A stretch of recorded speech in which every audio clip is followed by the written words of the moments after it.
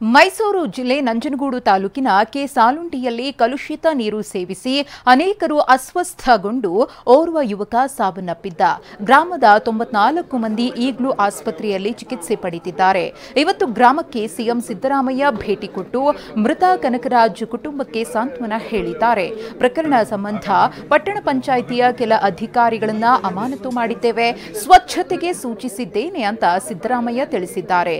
ಇನ್ನು ಮೈಸೂರಿನ ಯರಗನಹಳ್ಳಿ ಸಿಲಿಂಡರ್ ಸ್ಫೋಟಗೊಂಡು ಅಸುನೀಗಿದ್ದ 4 ಕುಟುಂಬಕ್ಕೆ ಸಿದ್ದರಾಮಯ್ಯ ಸಾಂತ್ವನ ತಿಳಿಸಿದ್ದಾರೆ.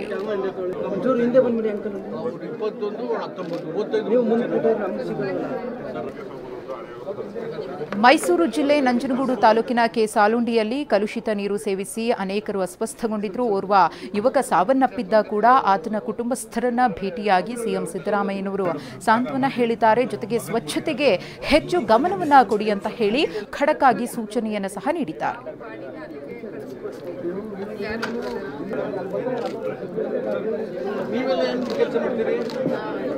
ಇಡೀ ಕುಟುಂಬ ಸಾವನ್ನಪ್ಪಿದ್ದಾರೆ. ಕುಮಾರಸ್ವಾಮಿ ಅವರ ಹೆಂಡತಿ ಮತ್ತು ಹೆಣ್ಣು ಮಕ್ಕಳು ಇಬ್ಬರು ಮಕ್ಕಳು ಅವರು ಇಬ್ಬರು ಕೂಡ ಈ ಗ್ಯಾಸ್ ಲೀಕ್ ಆಗಿ ಅದರಿಂದ ಸಫೋಕೇಶನ್ ಆಗಿ ಅವ್ರಿಗೆ ಸತ್ತಿದ್ದಾರೆ. ಗಂಡ ಹೆಂಡತಿರು ಒಳಗಡೆ ಮಲಗಿದ್ರು, ಹೆಣ್ಮಕ್ಳು ಹೊರಗಡೆ ಮಲಗಿದ್ರು. ಪಾಪ ಹೆಣ್ಮಕ್ಳು ಓದ್ತಾ ಇದ್ದಂಥ ಮಕ್ಕಳುಗಳು, ಅವರು ಇಡೀ ಕುಟುಂಬ ನಾಶ ಆಗಿದೆ. ಸ್ವಂತ ಮನೆ ಮಾಡ್ಕೊಂಡಿದ್ದಾರೆ, ಚಿಕ್ಕ ಮನೆ.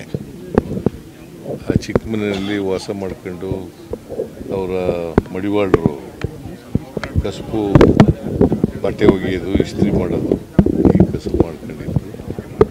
ಅವ್ರು ಕಾಲಾಗಿದ್ದಾರೆ. ನಾನು ಅದಕ್ಕೆ ವಿಸಿಟ್ ಮಾಡಿ ಅವರಿಗೆ ಸಾಂತ್ವನ ಹೇಳೋಣ ಅವ್ರ ತಂದೆ ತಾಯಿಗಳಿಗೆ ಅಂತೇಳಿ. ಇಲ್ಲಿ ಅವ್ರ ತಂದೆ ಇದ್ದಾರೆ, ಅವ್ರ ಸಿಸ್ಟರ್ ಇದ್ದಾರೆ, ಇಬ್ಬರು ಸಿಸ್ಟರ್ಸು. ಆಮೇಲೆ